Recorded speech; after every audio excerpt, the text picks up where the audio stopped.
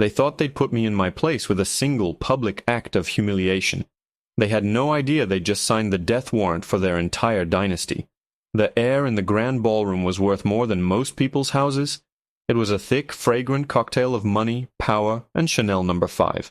Crystal chandeliers, each the size of a small car, dripped light onto a sea of tuxedos and designer gowns. This was the annual Vanguard Charity Gala, an event where billionaires gathered to write six-figure checks and pretend they cared about anything other than their stock portfolios. I was there because my company, Innovate Next, had sponsored a table. It was a strategic move, a way to show the old guard of the financial world that my tech firm wasn't just some flash in the pan. I had built it from nothing, from a single laptop in a cramped apartment to a multi-billion-dollar enterprise that was changing the face of data security. But in a room like this, I was still just the new guy, the outsider. I was nursing a glass of sparkling water, expertly navigating a conversation with a hedge fund manager, when I felt a sudden chill in the atmosphere. It wasn't a draft from the air conditioning. It was the kind of cold that radiates from a person. Harrison Vance had entered the room, and with him, his wife, Eleanor. The Vances weren't just rich, they were a dynasty. Their family had been pulling the strings in finance and industry since the Gilded Age.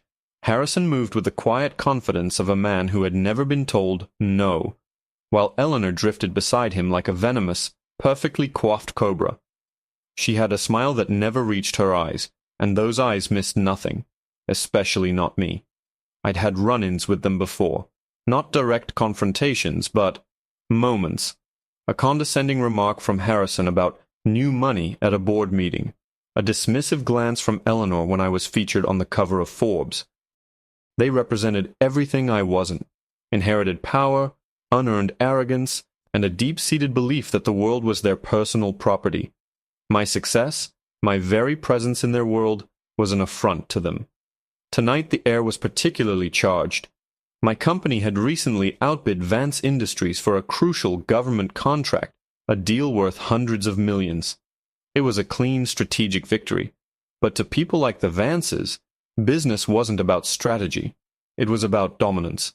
I had embarrassed them, and they were not the forgiving type. I tried to avoid them, focusing on my conversations, but I could feel Eleanor's gaze on me like a physical weight. She was holding a glass of deep, blood-red Bordeaux, swirling it with a practiced, languid motion. Her diamonds caught the light, flashing like warning signals.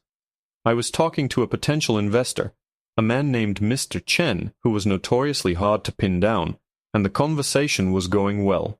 We were discussing a possible partnership, a deal that would catapult Innovate Next into the global market. I could see the Vances watching from across the room, their expressions tightening. Chen was an investor they'd been courting for months. Then Eleanor started moving towards us. She wasn't walking, she was gliding, a silver predator cutting through the crowd, which parted for her as if by instinct. She reached our small circle, her smile a slash of red lipstick. "Mr. Chen," she purred, completely ignoring me. "Harrison and I were just saying how we simply must have you out to the Hamptons this summer." She placed a manicured hand on his arm, a clear act of staking a claim. Mr. Chen, a consummate professional, simply smiled. "Eleanor, a pleasure. I was just having a fascinating conversation with Mr. Thorne here about the future of cybersecurity." He gestured to me, forcing her to acknowledge my existence. Eleanor's eyes finally landed on me. They were chips of ice. "Mr. Thorne," she said, her voice dripping with mock sweetness. "Of course. How novel. It must be so exciting for you to be in a room like this." The insult was clear. "You don't belong here." I kept my expression neutral. "It's always a pleasure to support a good cause, Mrs. Vance," I replied, my voice calm and even. Her smile faltered for a fraction of a second. My refusal to be rattled was infuriating her. She wanted a reaction. She wanted me to get angry, to make a scene, to prove that I was exactly the kind of uncultured upstart she believed me to be. I turned back to Mr. Chen to continue our conversation, a polite but firm dismissal of her. And that's when it happened. With a tiny, theatrical gasp, Eleanor tripped. Her body lurched forward in a movement that was just a little too deliberate, a little too controlled. The glass of red wine in her hand flew in a perfect, horrifying arc, leaving her fingers and splashing directly onto the front of my chest. The cold shock of the liquid hit me first, followed by the immediate spreading stain on my custom-tailored white tuxedo jacket. The room fell silent. Every eye was on us. The murmur of conversation died, replaced by a thick, expectant hush. The wine dripped from my jacket onto the polished marble floor. For a moment, nobody moved. Then, Eleanor straightened up, dabbing at her empty hand with a cocktail napkin. She looked at the giant crimson stain blooming across my chest, and a slow, cruel smile spread across her face. "Oh my," she said, her voice loud enough for everyone to hear. "Clumsy me." But then again, she added, her eyes gleaming with triumph. "It is an improvement, don't you think?" The crowd gasped, and as I stood there, humiliated and dripping, her billionaire husband, Harrison Vance, simply chuckled. He caught my eye from across the room, raised his own glass in a mock toast, and gave me a slow, deliberate wink. They thought they had won. They thought they had put me in my place. They had no idea they'd just signed the death warrant for their entire dynasty. For a long moment I didn't move. I just stood there, the cold, sticky wine seeping through my shirt, feeling the weight of 100 pairs of eyes. I could hear Eleanor's faint, satisfied breathing. She was waiting for me to explode, to yell, to fulfill her cartoonish stereotype of the angry black man. She wanted me to give her a show, to validate her pathetic act of dominance. I looked down at the Rorschach blot of Bordeaux on my chest, then slowly I lifted my eyes to meet hers. I didn't give her anger. I didn't give her outrage. I gave her nothing. My face was a placid, unreadable mask. Then I smiled. It wasn't a big smile, just a small, precise curving of my lips. It was a smile that didn't touch my eyes, and it unnerved her far more than any shout could have. "Thank you, Eleanor," I said, my voice calm and clear, cutting through the silence of the ballroom. "I've been looking for the perfect metaphor for my keynote speech at the World Economic Forum next month. How to deal with antiquated, fragile systems that spill their contents under the slightest pressure. This is just perfect." A few nervous titters rippled through the crowd. Eleanor's triumphant expression faltered, replaced by a flicker of confusion and then fury. Her husband's smirk vanished. I had taken her meticulously crafted moment of humiliation and turned it back on her. I had reframed it not as an attack on me, but as a display of her own weakness. I turned my back on her, a deliberate and final dismissal, and faced Mr. Chen. "Mr. Chen," I said smoothly, as if nothing had happened. "It seems I have a pressing engagement with a dry cleaner. My assistant will be in touch tomorrow to schedule that lunch. I'm very much looking forward to continuing our discussion." He nodded, his eyes wide with a newfound respect. He wasn't just looking at a successful CEO anymore. He was looking at a man who could take a direct hit in a room full of sharks and not even bleed. I gave a slight nod to the room at large and walked away. I didn't rush. My steps were measured and confident. I could feel Eleanor's and Harrison's hatred burning into my back, but I didn't look back.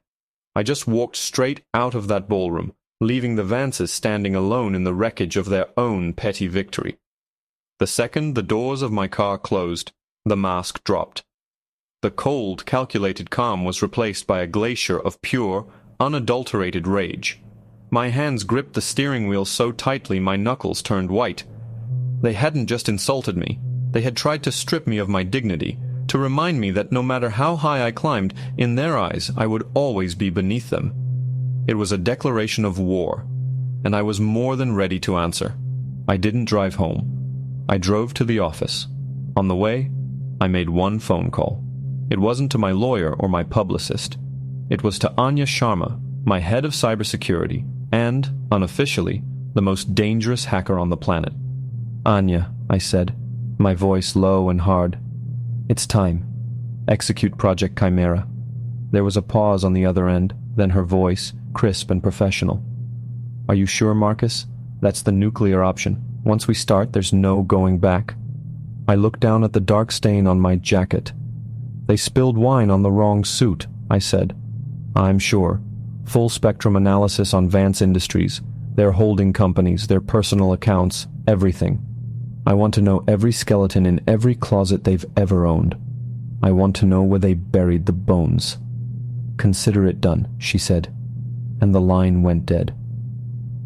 The Innovate Next headquarters was dark and silent, a stark contrast to the gaudy opulence of the gala. This was my real home, a temple of glass and steel built on logic, data, and relentless ambition. I changed out of the ruined tuxedo and into a simple black t-shirt and jeans. For the next several hours, the only sounds were the clicking of keyboards and the low hum of the servers. Anya and her team, the best in the business, were a silent, efficient army, dismantling the Vance digital empire piece by piece. They peeled back layers of encryption, bypassed firewalls, and navigated the dark web of offshore accounts and shell corporations that the Vances used to hide their secrets. At 4:17 a.m., Anya called me over. Her face was pale under the glow of her multiple monitors. "Marcus, you need to see this." On the screen was a labyrinth of financial data, but she had isolated one particular thread. A series of untraceable, encrypted payments flowing from a Vance subsidiary into a dormant shell corporation based in the Cayman Islands. The payments are small, sporadic, designed to fly under any regulatory radar, she explained, her fingers flying across the keyboard. But the pattern is consistent, going back 15 years. It's hush money. But look at the name of the recipient company. She zoomed in. My blood ran cold. The name on the screen was Blackwood Holdings LLC. It was a name I hadn't seen or heard in 2 decades. A name that belonged to a ghost. A ghost from a past I thought I had buried forever. A name that was intrinsically and tragically tied to the very reason I started my company in the first place. The Vances weren't just my rivals. They were connected to my deepest, darkest secret. My father was a ghost, not a literal one, but a ghost in the paper trails of my life. His name was Ben Thorne, and he was a brilliant software engineer back when Silicon Valley was still just orchards with a few ambitious garages. He worked for a small, innovative data security firm called Citadel Systems. 20 years ago, he was on the verge of a breakthrough, a revolutionary encryption algorithm that would have changed the industry. Then, one day, he was gone.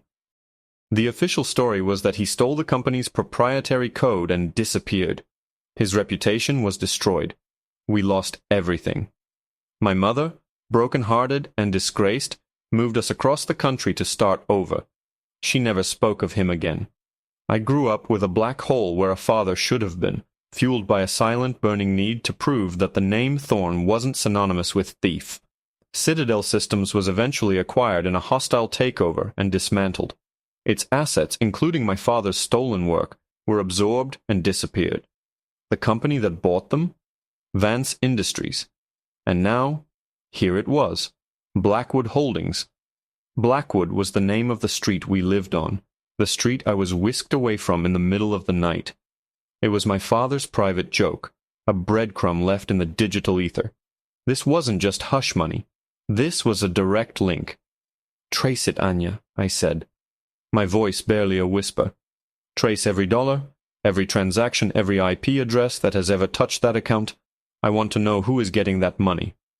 The sun was beginning to streak the sky with gray and pink when Anya found it.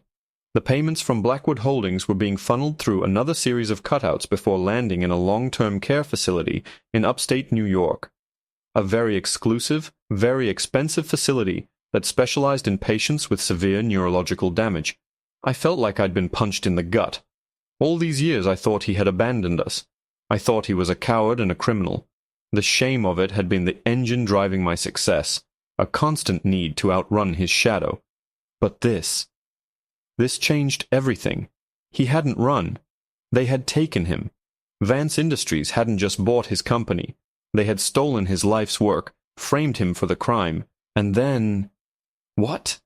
What had they done to him? I was on a private jet before the sun was fully up, the ruined tuxedo from the gala stuffed in a bag in the hold. I didn't care about the government contract anymore. I didn't care about stock prices or board meetings. This was no longer business. This was a blood feud that had been simmering for 2 decades. The Vances had built their modern empire on the foundation of my father's stolen genius and my family's ruin. That wine stain on my chest wasn't just an insult. It was the universe spitting a truth in my face that I had been too blind to see. The facility was discreet, nestled in a quiet, wooded area that looked more like a luxury resort than a hospital. I walked through the polished, sterile hallways, my heart pounding a frantic rhythm against my ribs. I gave the receptionist a name I hadn't uttered in 20 years. Ben Thorne. She checked her system and directed me to a room at the end of a quiet wing. The name on the door didn't say Thorne. It said John Doe. My hand trembled as I pushed the door open. The man in the bed was a shadow of the father I remembered from old photographs.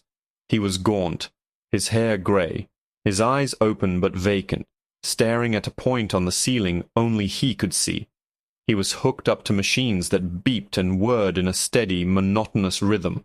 A nurse, a kind-faced woman in her 50s, looked up from her chart. "Can I help you?" she asked gently. "I'm his son," I managed to say, the words feeling foreign and heavy in my mouth. The nurse's expression softened with pity. "He doesn't get many visitors. I'm sorry, he's not responsive. A catastrophic car accident, they said. 20 years ago, he suffered a severe traumatic brain injury. He's been like this ever since. A car accident. A convenient, untraceable way to silence a man." I sat by his bedside for an hour, the silence broken only by the beeping of the machines. I told him everything. I told him about my mother, about how I built Innovate Next from the ground up, about the gala. I don't know if he heard me, but I had to say it. As I stood to leave, my hand brushed against a worn leather-bound book on his nightstand. It looked like a journal. I opened it. The pages were filled with my father's familiar, precise handwriting, but it wasn't a journal. It was code. Complex algorithms, data strings, encryption keys. His life's work. It was all there, and on the very last page, a single line was circled in red ink. It wasn't code. It was a name. Eleanor. And next to it, a date. The date of his accident. The flight back to New York was a blur of rage and grief. Eleanor Vance hadn't just been Harrison's wife. Before she was a Vance, she was Eleanor Bishop, the lead project manager at Citadel Systems, my father's boss, the one who had championed his work, who had seen its potential before anyone else, the one who had signed off on every report, and apparently the one who had signed his death warrant. It wasn't just Harrison. It was her. She was the architect of my family's destruction. When I landed, Anya was waiting for me on the tarmac. Her face was grim. "Marcus, while you were gone, we dug deeper. It's not just about the algorithm, the foundation of Vance Industries' entire trading platform, the very thing that made them billions over the last 2 decades. It's built on a proprietary predictive model." She handed me a tablet. I cracked it. "It's your father's signature, Marcus. The framework, the architecture, it's all him. They've been using a stolen, bastardized version of his code to manipulate the stock market for 20 years. She swiped the screen. "And there's more.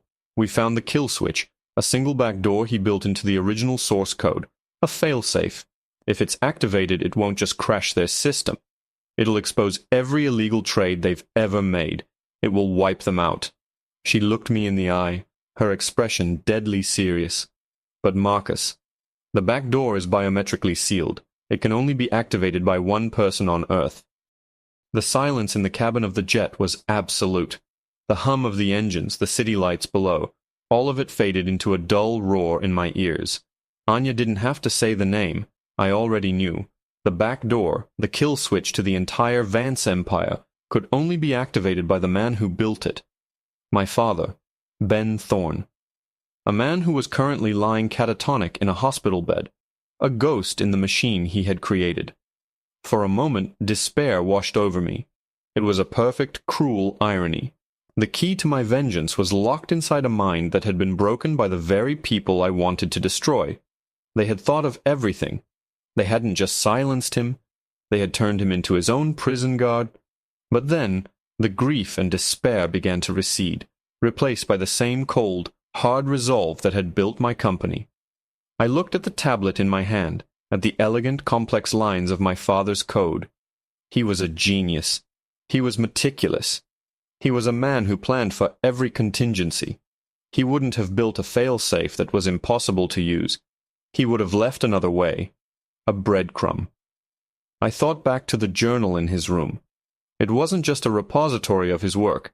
It was a message he had been waiting 20 years for someone to read. "Fly us back, Anya," I said, my voice steady. "There's something I missed." We were back at the care facility before dawn. The night nurse gave me a weary but sympathetic smile as I walked back down the quiet hall. I sat by my father's bed, the leather-bound journal in my hands. The machines beeped their steady, indifferent rhythm. I looked at my father, truly looked at him, not as a victim, but as the brilliant man he was. I had his mind, his ambition, his name. What else had he given me? I flipped through the pages of code, my eyes scanning the familiar patterns. And then I saw it. Tucked away within a complex encryption string was a sequence that didn't belong. It wasn't part of the algorithm. It was a line of genetic code, my genetic code. It was a fragment of a DNA sequence he must have taken from me as a child, a digital signature woven into the very fabric of his masterpiece. The back door wasn't just keyed to his biometrics, it was keyed to his bloodline. It was keyed to me.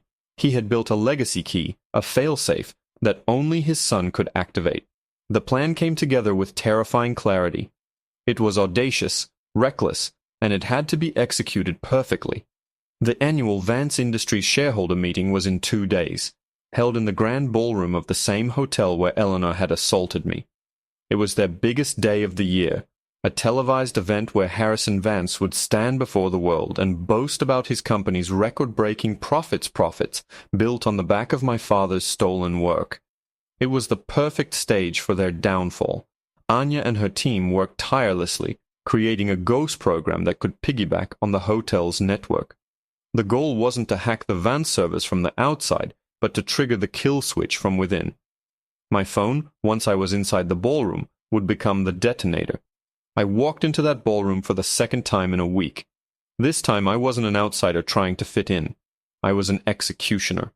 I wore a perfectly tailored black suit, the ghost of the wine stain a distant memory. The Vances were on the stage, Harrison at the podium, basking in the applause. Eleanor sat beside him, the picture of aristocratic grace, a smug, satisfied smile on her face. She saw me in the crowd, and for a fleeting moment a flicker of triumph crossed her features, as if my presence here was a sign of my surrender. She had no idea. I found a seat near the back, my heart pounding a steady, powerful rhythm. I wasn't nervous. I was alive. Harrison began his speech, his voice booming with false confidence, detailing the incredible performance of their proprietary trading platform. He spoke of innovation, of vision, of the Vance legacy. Every word was a lie, and every lie was a nail in his coffin. As he reached the crescendo of his speech, praising the algorithm that had made them untouchable, I took out my phone. My thumb hovered over the single, unassuming app icon Anya had created. I looked at Eleanor. Our eyes met across the room. I wanted her to see it. I wanted her to know that the man she had tried to humiliate, the son of the man she had destroyed, was the one pulling the trigger. I gave her a small, precise smile, the same smile I had given her the night she threw the wine. Confusion warred with anger on her face. Then, as Harrison announced a record-breaking $10 billion profit, I tapped the screen. For a second, nothing happened. Then the massive screens behind Harrison flickered. His face, projected 20 feet high, froze. The teleprompter went blank. The screens went black, then flashed with lines of source code. My father's code. And then, the data started to pour out. Every illegal trade, every backroom deal, every dollar funneled to Blackwood Holdings, the payments for my father's 20-year imprisonment, everything. It was all there, broadcast to the shareholders, to the press, to the world. A collective gasp swept through the room. Harrison Vance stood frozen at the podium, his face turning a sickly shade of gray. Eleanor's face was a mask of pure, unadulterated horror. She knew exactly what she was seeing. In a single moment, their entire world had been set on fire. The aftermath was biblical. Vance Industries' stock flatlined, losing over $1 billion in value in the first 7 minutes of trading before the SEC halted it entirely. Federal agents swarmed their headquarters before Harrison had even left the stage. Both he and Eleanor were taken into custody. Their empire, built on a lie, had evaporated into thin air. The world saw them as criminals, but I knew the truth. They were just thieves, and their bill had finally come due. A few weeks later, I sat by my father's bedside again. The room was quiet. I held his hand, the journal resting on my lap. "We did it, Dad," I whispered. "They're gone. It's over." And as I said the words, I felt his fingers twitch in mine. A faint, almost imperceptible squeeze. I looked up at his face. His eyes, for the first time in 20 years, were focused. They were looking at me, and in their depths, I saw a flicker of something I hadn't seen in 2 decades. I saw my father. The ghost was finally home.